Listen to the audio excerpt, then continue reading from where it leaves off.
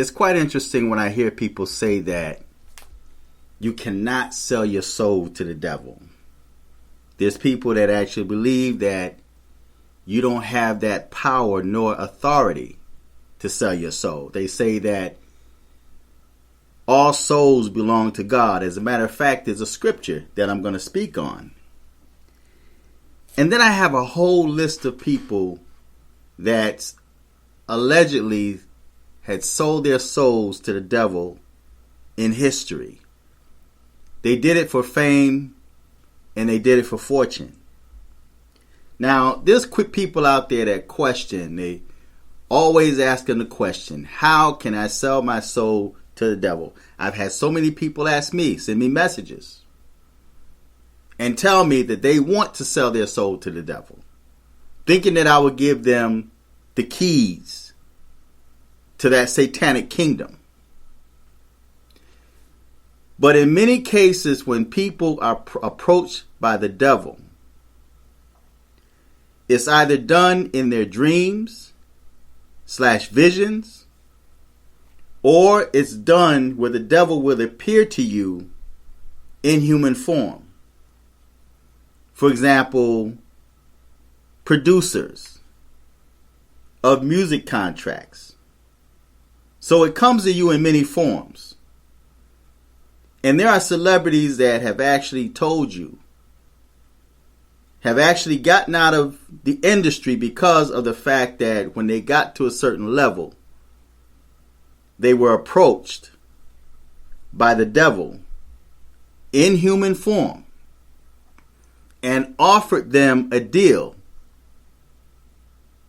telling them that they had to do certain things to go to the next level. But I want to read a scripture that a lot of people love to quote. And that scripture is taken from the book of Ezekiel, the 18th chapter, reading the fourth verse. And it reads as follows. Behold, all souls are mine. As the souls of the Father, so also the soul of the Son is mine. The soul that sinneth, it shall die. So yes, all souls belong to the Most High. And just because all souls belong to the Most High does not mean that you don't have the power nor authority nor free will to sell your soul. Now, another scripture taken from the book of Matthew. And I'm going to read a list of people that allegedly sold their souls. And a lot of times when you hear of things like this, you learn from past experiences of others. You hear old wives' tales, and a lot of that is to teach you, hoping that you don't follow the same path as those in the past. But there's always going to be someone that think that it can't happen to me. It happened to them, but it can't happen to me. And there are people that also believe that the devil is not real until the devil one day approaches them. And I always say in my videos, you can't play on the devil's playground because one day the devil will show up. If you continue to play on the devil's playground, one day the devil will show up. And when he shows up, it may be in the form of a dream, a vision, a music producer, an employer, a boy or a girl. Because there's women out there that's praying for a husband, and there's men out there that's praying for wives, and they're willing to sacrifice themselves to find what they perceive as the perfect one. But in the book of Matthew, the 16th chapter, reading the 26th verse, it says, For what is a man profited if he shall gain the whole world and lose his own soul? Or what shall a man give in exchange for his soul? Now, I'm going to read that again because I'm sure a lot of y'all have not really read this scripture. You grab that one scripture where the Most High says, all souls are mine, and then you say, well, you can't sell your soul. You don't have the power nor authority to sell your soul, and your soul does not belong to you. But yet, you have the power and authority as to where your soul end up, whether in paradise or in hellfire. For what is a man profited? In other words, what does he gain if he shall gain the whole world? In other words, your soul is so priceless.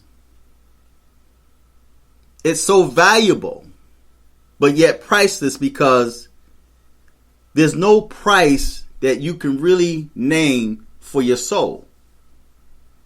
There's nothing that's worth you sacrificing your soul. So it says, for what is a man profited that he shall gain the whole world and lose his own soul? And then the question comes, or what shall a man give in exchange for his soul? That's how valuable, but yet priceless, because you can't really set a price to your soul. It's like an artist. And any artist out there that draw, paint, sculpture, a lot of times you do it because that's a gift that the Most High gives you. You're good at what you do. And people will approach you and offer you a certain price for one of your pieces. Say you're doing a painting in acrylics or what have you. And they'll ask you, how much do you want for that? Well, every artist knows that it is so hard to set a price to your work because it's so valuable to you. It's a part of you. It comes from you. So it's almost like selling a part of you. So you really don't know what price to put on there. Either you're going to ask a price that's too high, or you're going to take a price that's too low. But according to the scripture, it says, or what shall a man give in exchange for his own soul? So there are people out there that will play on the devil's playground, thinking they can outwit or outsmart the devil. They figure in their mind like, well, I'll do this, and when I get what I want, I'll get out. I'll run to the church. And there's so many celebrities that ran to the church. They got scared and ran to the church because the time was approaching where their contract, the agreement that they made with the devil, was expiring. See, they wanted to beat the devil at his own game. One person comes to mind is Whitney Houston, that sold her soul, and she ran back to the church. But then they found her in the bathtub, dead. So there's celebrities that think you can outrun or outwit the devil. And if you notice, every year, at the same time of the year, there's always a certain number of celebrities that die. They all die within the same, or maybe within the same couple of weeks. Just one after another, they're dying. Every year takes a number. And so, depending upon what type of deal you made with the devil, determines how long you live. Some people may think, well, 10 years is a lot of time. I can become famous. I'll have a good time. In 10 years, I'll run to the church. And I'll be saved. And God will save me. And the devil can't touch me. And I'm still able to hold on to my wealth that I tricked the devil out of. But you fail to realize that the devil is good at what he do. Listen, Satanism is big business. You have the lowest of the lowest that dabble and tamper into the dark arts, trying to make things happen for themselves or trying to control people. There's people that don't want wealth. All they want to do is be able to control people or have power. I know of people that's into voodoo and witchcraft, and they're making a killing.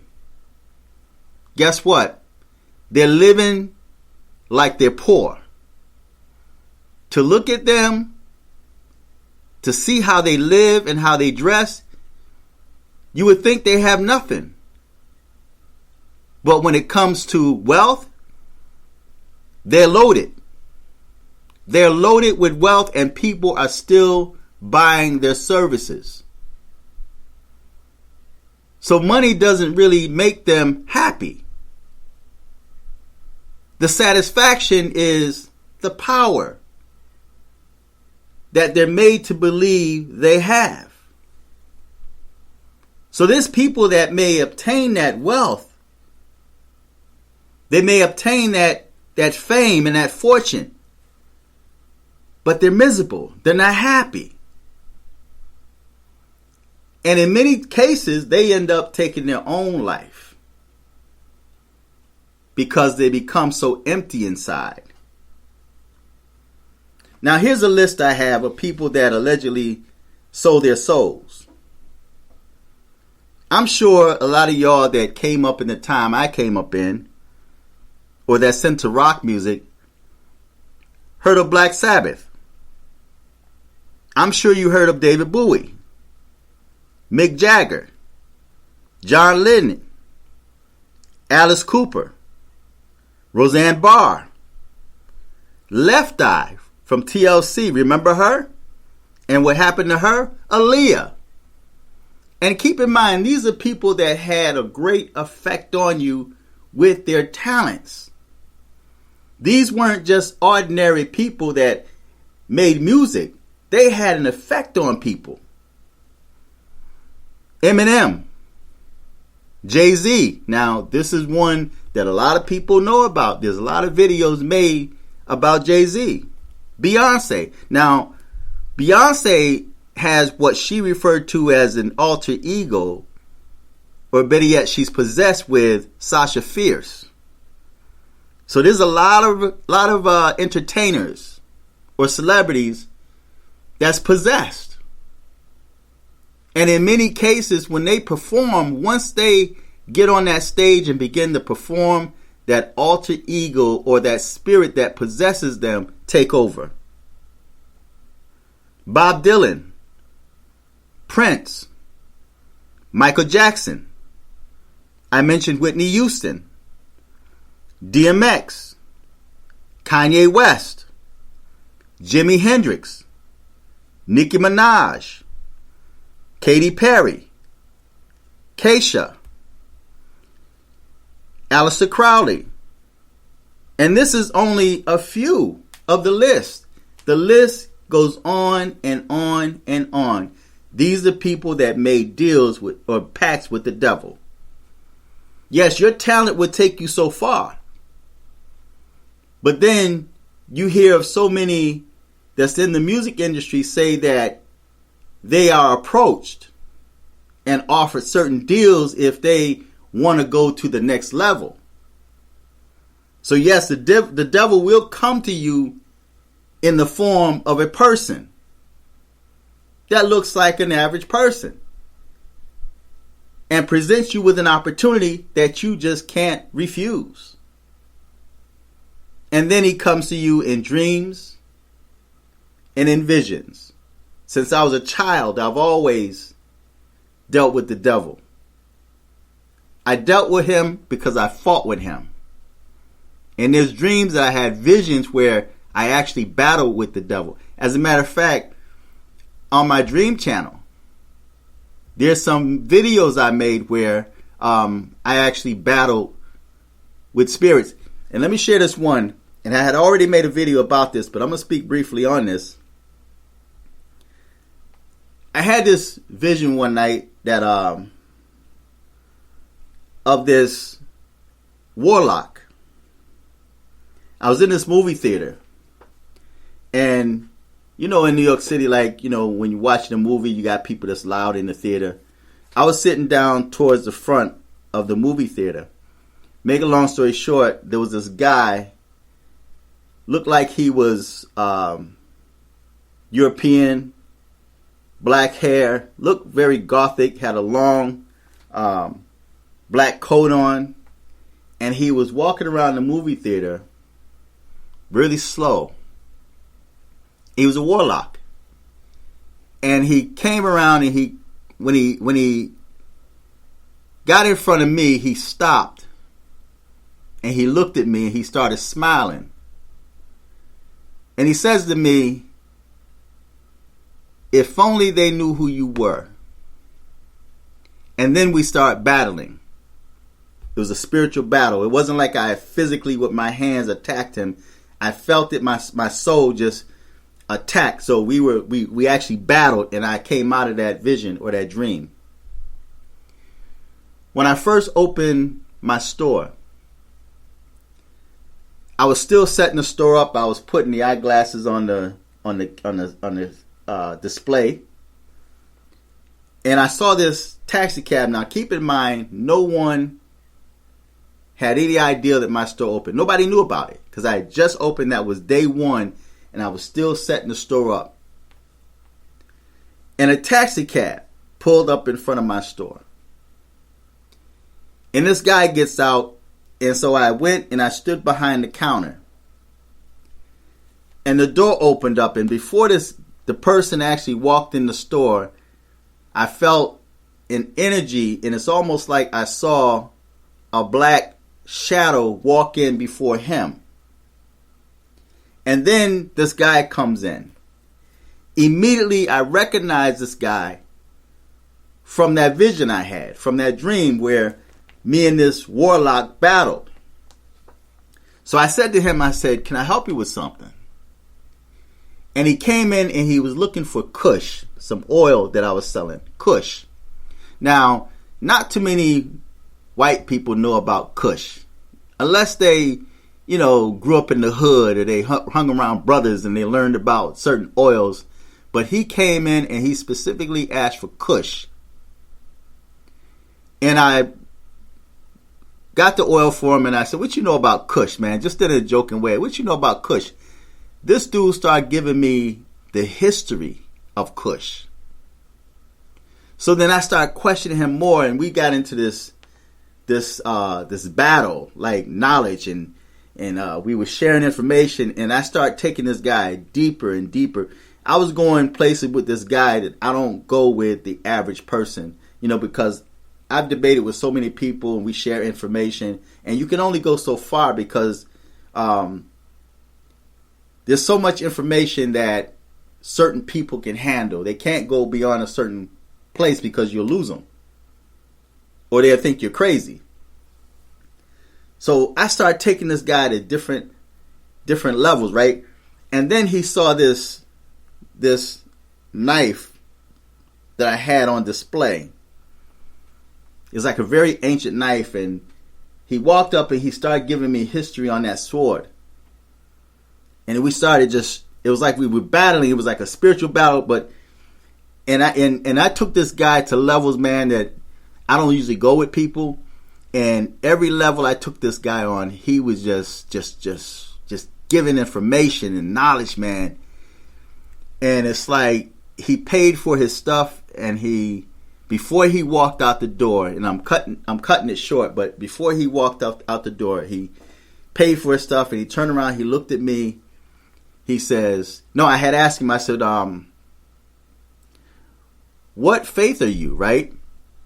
And he says, what was that he said to me? He says that, it was like it wasn't a straightforward answer. It was like he's into everything or something like that.